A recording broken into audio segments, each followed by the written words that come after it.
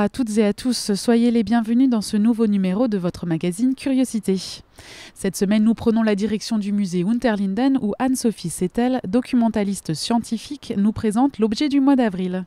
Un objet hors norme déjà par sa taille, 3,30 m de hauteur sur 7 mètres de largeur, mais aussi par son sujet puisqu'il s'agit de Guernica, l'une des 3 tapisseries réalisées par Jacqueline de la Baume d'Urbar à partir de l'œuvre de Picasso et à la demande du peintre lui-même. Un objet du mois qui fait écho aux 80 ans du bombardement de la ville de Guernica et donc aux 80 ans de la création du chef-d'œuvre de Picasso, aujourd'hui conservé au musée Reina Sofia de Madrid.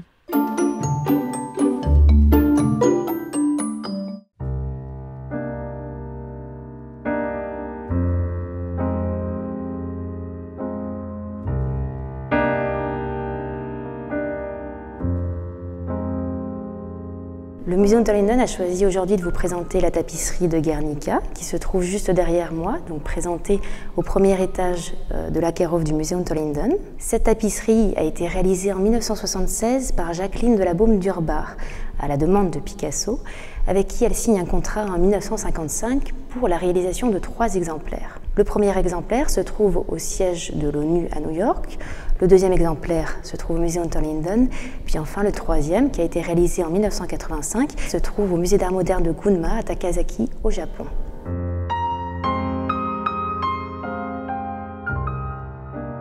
Cette année, nous commémorons les 80 ans du bombardement de la ville basque de Guernica par l'aviation allemande, donc qui a eu lieu le 26 avril 1937. Et donc, il y a plein d'événements organisés autour de cet anniversaire, dont notamment au musée Reina Sofia de Madrid, où est conservé l'original de Picasso. Il y aura une grande expo consacrée au cheminement de Guernica. Donc, au musée Unterlinden, où nous avons la chance de conserver le deuxième exemplaire de la tapisserie, nous accueillons au sein de la piscine une exposition de photographies directement inspirée de l'œuvre de Picasso.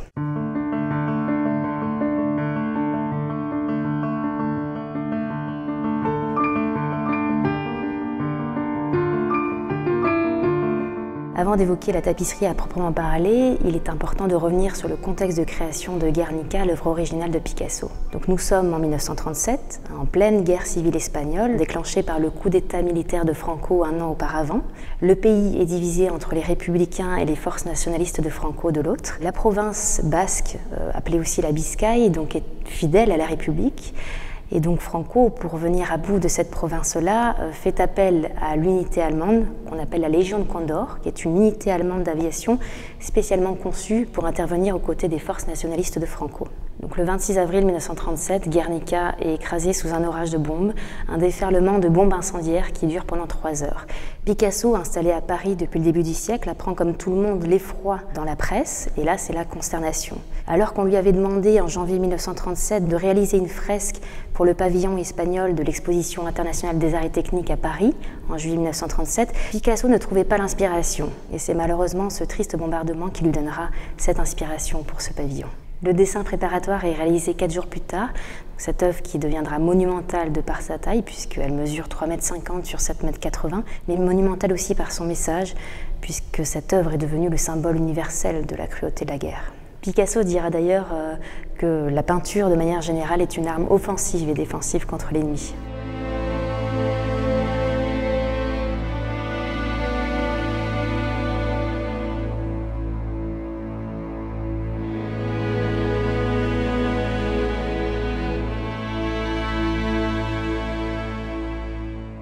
Alors pourquoi avoir choisi de transposer son œuvre en tapisserie? Alors ce n'est pas très étonnant de la part de Picasso, puisqu'on sait que c'est un artiste qui a exploré différentes formes plastiques. Il a travaillé la gravure, la céramique, la sculpture, et puis il était assez friand de découvrir de nouvelles formes de diffusion de ses œuvres.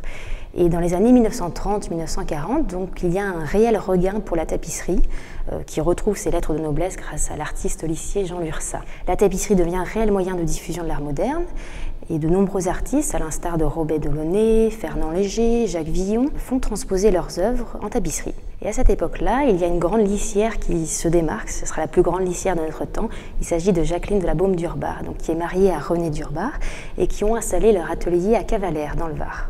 Le couple présente ces tapisseries lors d'une exposition au musée de l'Annonciade à Saint-Tropez en 1951, exposition à laquelle se rend Pablo Picasso, accompagné de Paul Éluard. Et Puis là, c'est le coup de foudre artistique. Picasso se montre très intéressé par les tapisseries du couple d'Urbar, et c'est ainsi que va naître une grande collaboration de 20 ans, mais pas seulement, puisqu'une grande amitié va s'ajouter à cette collaboration. Alors cette collaboration va commencer par la transposition du tableau Les Arlequins de Picasso en 1954, puis en 1955, sur les conseils de Picasso, Nelson Rockefeller, donc homme d'État américain, grand mécène et grand collectionneur d'art moderne, va commander au couple d'Urbar donc une tapisserie monumentale d'après Guernica. Donc le carton réalisé par le couple en 6 panneaux, et la réalisation de la tapisserie, qui prendra quand même 6 mois à raison de travail de 12 heures par jour, sera exposée au musée Grimaldi à Antibes en 1955. C'est une réussite complète, autant artistique que technique, et c'est à ce moment-là que le contrat est signé entre Picasso, Rockefeller et les d'Urbar pour la réalisation de 3 tapisseries en tout.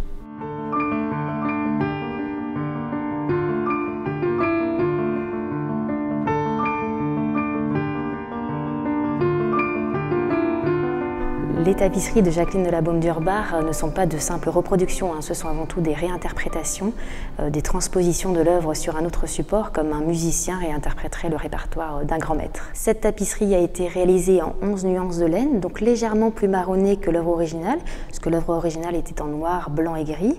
D'ailleurs, c'était assez rare pour Picasso de choisir des couleurs sombres, mais cet abandon symbolique de la couleur était complètement compréhensible, puisqu'il voulait vraiment manifester cette douleur, cette violence qu'a subi donc Guernica au moment de ce bombardement.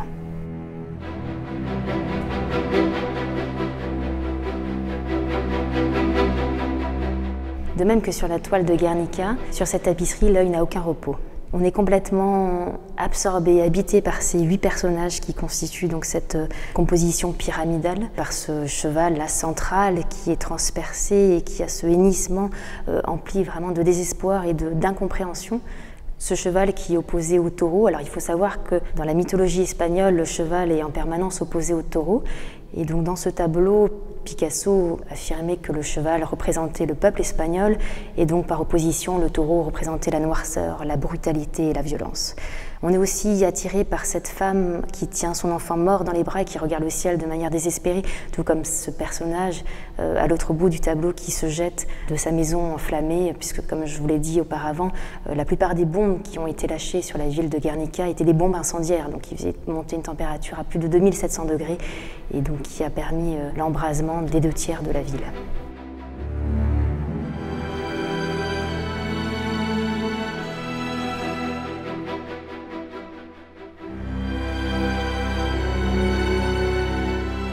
Le deuxième exemplaire de la tapisserie a été présenté au Balcon des Arts à Paris en 1977 et cette exposition a été accueillie par le musée Unterlinden en 1978. Et c'est là que la société Schwongoer, gestionnaire du musée Unterlinden, a un véritable coup de foudre pour cette tapisserie et décide de s'emporter acquéreur donc 1 an plus tard en 1979. Donc depuis cette date, l'œuvre a été exposée à plusieurs reprises mais ne pouvait pas être maintenue en présentation permanente, faute d'espace disponible, ce qui n'est plus le cas aujourd'hui grâce à l'extension signée Herzog et de Meuron et dans laquelle elle est présentée de manière permanente. Je vous invite donc à venir voir ou revoir cette tapisserie qui porte de manière aussi profonde ce message universel de paix et de dénonciation de la cruauté de la guerre qui malheureusement résonne toujours avec l'actualité, notamment en Syrie où Alep a été surnommée la Guernica du XXIe siècle.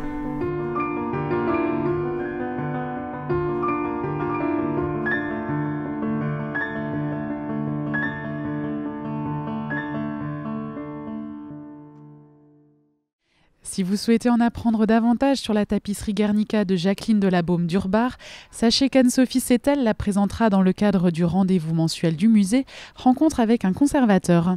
Celle-ci aura lieu le vendredi 28 avril à 13 h. Pour y assister, un supplément de 4,50 € vous sera demandé.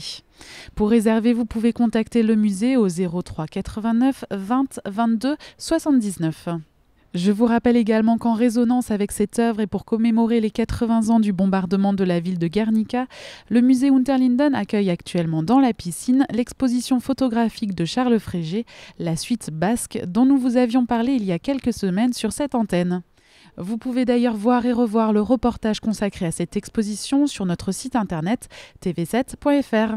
Voilà, Curiosité, c'est terminé pour aujourd'hui. Je vous retrouve la semaine prochaine pour de nouvelles découvertes dans les salles d'exposition colmariennes. D'ici là, restez curieux et en attendant, salut!